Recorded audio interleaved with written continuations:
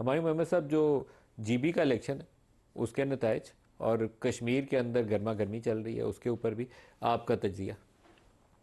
بسم اللہ الرحمن الرحیم، یا کا نعبد و یا کا نستعین۔ دیکھیں یہ دو بڑی اس وقت اگر ہم پاکستان کو دیکھیں تو اس وقت پاکستان کے آلریڈی دو صوبے ایسے ہیں جس کے اندر ٹیررزم بہت زیادہ ہے۔ So now ideally one should be very careful کہ بھئی ہم کسی اور جگہ پہ پرابلم نہ آئے۔ اب گلگت بلتستان کو لیتے ہیں۔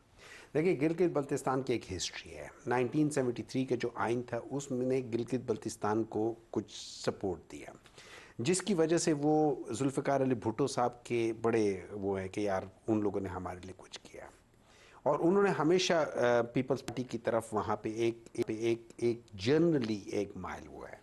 2020 میں جو الیکشنز ہوا ہے وہ گلگت بلتستان کی ہسٹری کی الیکشنز میں پہلا الیکشن تھا جس میں کسی ایک پولیٹیکل پارٹی کو 2/3 میجورٹی سے زیادہ سیٹیں دی گئیں۔ آؤٹ آف 24، 22 وہ taken by P T I, ٹھیک ہے۔ اب اس کے بعد آگے جا کے دیکھا، اور اس میں یہ یاد رکھیں عمران خان کے دور حکومت میں گلگت بلتستان کو عبوری ایک صوبے کا حیثیت دیا گیا تھا۔ اس کے آگے کیوں نہیں ہوا وہ کچھ ٹیکنیکل ایشو ہوں گے، کچھ میں اس کے اوپر مجھے پوری طرح علم نہیں ہے، لیکن آئی وش کہ کچھ چیزیں ہو جاتی ہیں، شاید بعض چیزیں نہیں ہو پاتی، کوئی وجوہات ہو سکتی ہیں۔ اب اس کے بعد اس دفعہ دیکھیں تو وہی ایگزیکٹلی وہ سب کچھ ہوا تو 2024 کے الیکشن سے پہلے ہوا۔ ہم لوگوں کا الحاق ہو گیا تھا ایک پارٹی کے ساتھ جس کو گلگت بلتستان کا جو ڈیموکریٹک فرنٹ ہے اس کے ساتھ ہو گیا تھا، ہمیں سمبل بھی مل گیا تھا۔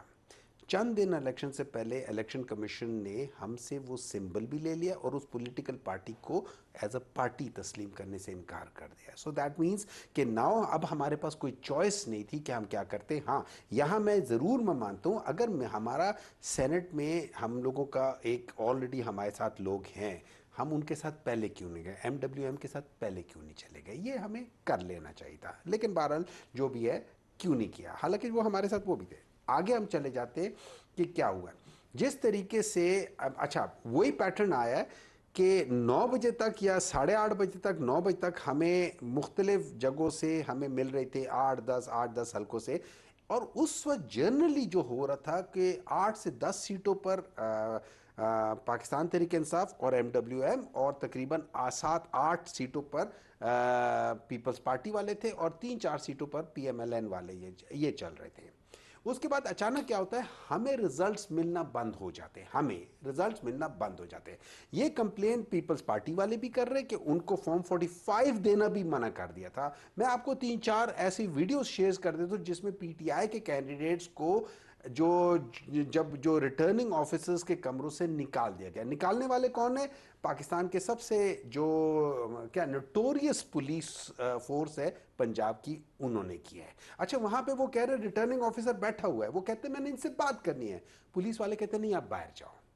اب اس قسم کی چیزیں ہوتی ہیں تو ایک کوشچن مارک کرتے ہیں، چلو مان لیتے کہ شاید ہم لوگوں کا اتنا نہ ہوتا ہے، لیکن کوشچن مارک کھڑا کرنا شروع کر دیتے ہیں، اور یہ چیز ہوتی ہے، یہ کوشچن مارکس وہ چیزیں ہوتی ہیں جو پرابلم کرنا شروع کر دیتی ہے۔ تو یہ تو ہے گلگت بلتستان کا، اور پیپلز پارٹی ابھی بھی کہہ رہی ہے کہ ان کے 4 سیٹیں ان کو ایسی ہیں جن کو ابھی تک ایک میں 24 ووٹ کے لحاظ سے شاید ان کو وہ کیا ہے، اور کسی میں 75 ووٹس کے لحاظ سے یا 100 ووٹ کے لحاظ سے، اس لحاظ سے وہ بات کر رہے ہیں۔ یہاں پہ ہمارے لحاظ سے we should have won 8 seats including M W M, ہمیں 8 سیٹیں مل جانی چاہیے تھی، لیکن انفارچونیٹلی نہیں ملی۔ میں یہ نہیں کہہ رہا ہوں کہ ہمیں آپ کے حمایت یافتہ 2 جیتے ہیں؟